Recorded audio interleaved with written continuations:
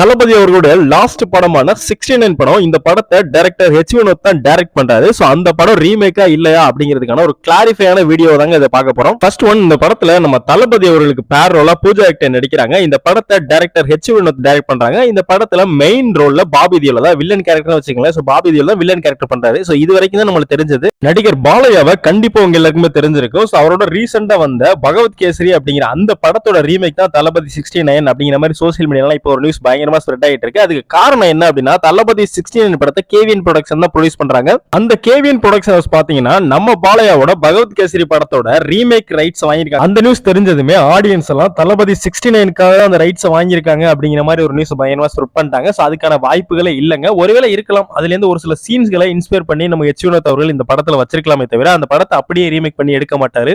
Okay நண்பா, இப்ப எல்லாருக்குமே கிளாரிஃபை ஆயிருக்கும்னு நினைக்கிறேன். சோ தளபதி 69 படத்தோட டைட்டில் எப்போ ப்ரோ வரும், அதான் டைட்டில் டீசர் எப்போ ப்ரோ வரும்னு கேட்டீங்கன்னா நெக்ஸ்ட் மந்த் நம்ம எதிர்பார்க்கலாங்க. டிசம்பர் மந்த் எதிர்பார்க்கலாம். சோ வெயிட் பண்ணி பாப்போம் நண்பா. இந்த வீடியோ பாக்குற நீங்க தளபதி 69 படத்துக்கு எந்த அளவுக்கு வெயிட் பண்றீங்க கமெண்ட் பாக்ஸ்ல கமெண்ட் பண்ணிருங்க.